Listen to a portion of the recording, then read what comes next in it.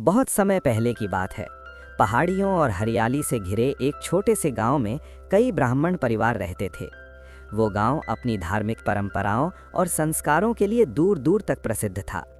हर घर में एक पवित्र हवन कुंड बना होता था, जहां प्रतिदिन वेद मंत्रों की ध्वनि गूंजती थी और घी की आहुति से वातावरण सुगंधित हो जाता था। गांव के सभी पंडित परिवार पूजा पाठ, यज्ञ और हवन करके ही अपना जीवन यापन करते थे। आय भले ही कम थी, पर संतोष बहुत था।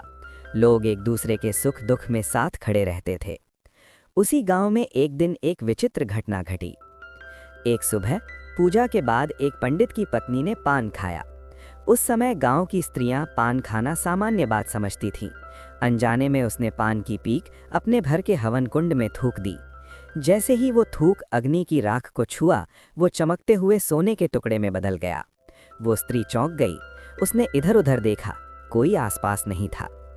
क्या सचमुच ये सोना है? उसने कांपते हाथों से उसे उठाकर देखा। वो शुद्ध सोना था। पहले तो उसे बहुत डर लगा। उसने सोचा, ये तो पाप हो गया, मैंने हवन कुंड को अपवित्र कर दिया। परंतु जब गरीबी की चिंता सामने आई तो उसका डर धीरे धीरे लालच में बदल गया। अगले दिन उसने जानबूझकर वही किया और फिर से सोना बन गया।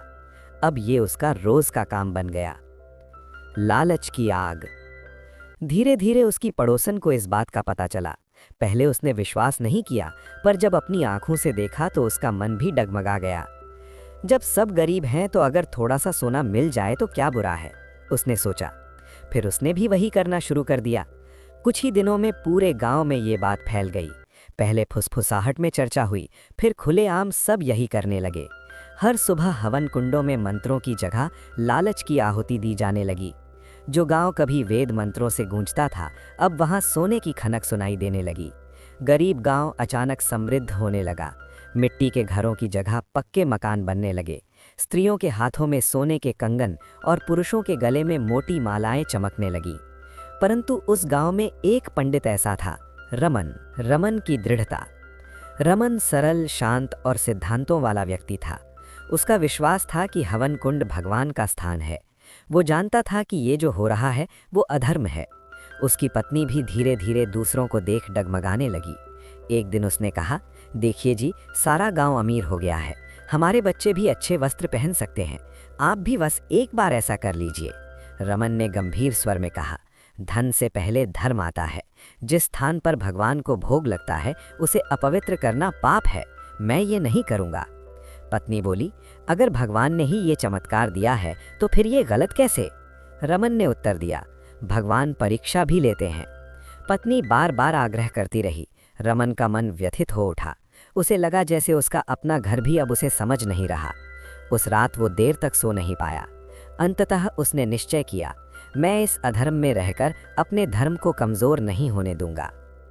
अगली सुबह ब्रह्म मुहूर्त में लगभग 4 बजे, जब पूरा गांव गहरी नींद में था, रमन चुपचाप घर से निकल पड़ा। उसके कदम भारी थे, पर आत्मा शांत थी। गांव की सीमा पार करते ही उसने अंतिम बार पीछे मुड़कर देखा। तभी अचानक आकाश में काले बादल छा गए। तेज गर्जना हुई और फिर आसमान से आग के गोलों की वर्षा होने लगी। लोग घबराकर घरों से बाहर भागे, पर देर हो चुकी थी। देखते ही देखते सोने से चमकता गांव राख में बदल गया। रमन ने दूर खड़े होकर ये सब देखा। उसकी आंखों में आंसू थे, पर मन में एक गहरा संदेश अंकित हो चुका था। सीख। कुछ समय बाद रमन ने दूसरे गांव में जाकर अपना जीवन फिर से शुरू किया। वहां उसने बच्चों को धर्म, सत्य और संयम का महत्व सिखाया। उसकी कथा पीढ़ियों तक सुनाई जाती रही। इस कहानी से हमें ये सीख मिलती है कि धन का लालच चाहे कितना भी बड़ा क्यों ना हो, धर्म और पवित्रता से बढ़कर कुछ नहीं। जब इंसान पवित्र स्थानों का अपमान करता है तो उसका विनाश निश्चित होता है। और ऐसे ही जानकारी के लिए वीडियो को लाइक और चैनल को सब्सक्राइब जरूर करें। धन्यवाद।